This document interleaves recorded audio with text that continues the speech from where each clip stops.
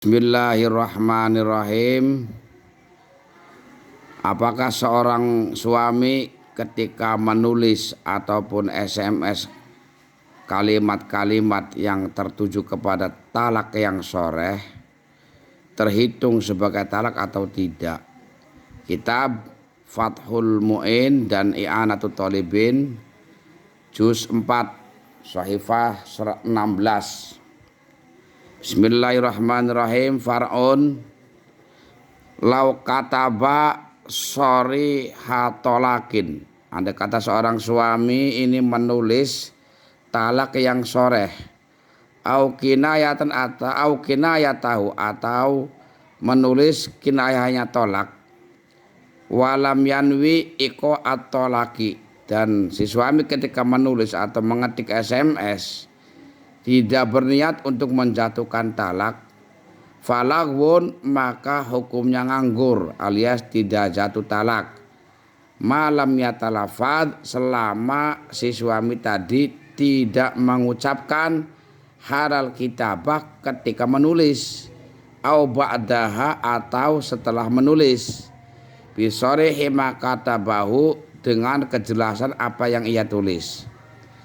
Dari sini sudah jelas banget bahwa ketika seorang suami menulis atau mengetik SMS dengan talak yang sharih ataupun talak yang kinayah, selama dia tidak berniat untuk menjatuhkan talak dan tidak melafadzkan ketika menulis, maka hukumnya tidak jatuh talak atau tidak melafadzkan setelah menulis.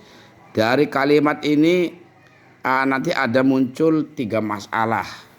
Yang pertama, bagaimana ketika si suami mengetik atau menulis kalimat talak, dia berniat untuk mentalak tapi dia tidak melafadzkan. Nah, di sini ma idza nawahu min ghairi talafudin bihi.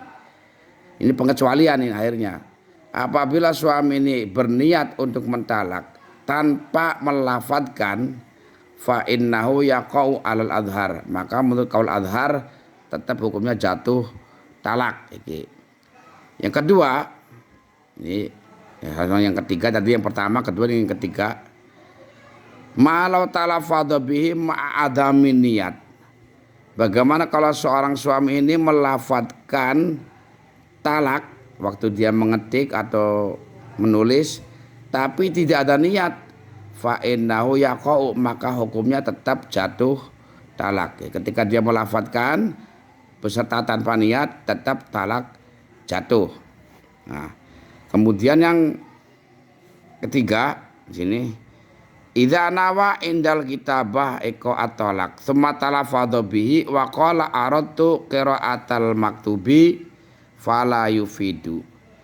Ketika seorang suami ngetik atau menulis atau mengetik SMS atau menulis dan dia berniat untuk mentalak istrinya, lalu dia juga mengucapkannya, sudah berniat dan juga melafadzkan, tapi akhirnya dia berkata aradtu qira'atal maktubi, saya itu bermaksud hanya membaca tulisan, bukan untuk menjatuhkan talak, maka ucapan itu tidak berfaedah alias tetap jatuh talak.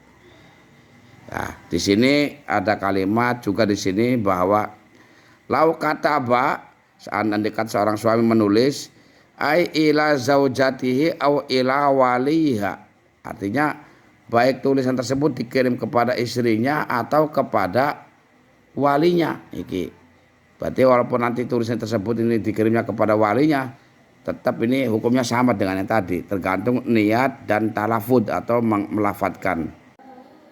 Bismillahirrahmanirrahim. Tambihun, pengeling-eling atau mengingat-ingat, etaroza biqali kataba amma law amaro ajnabiyan.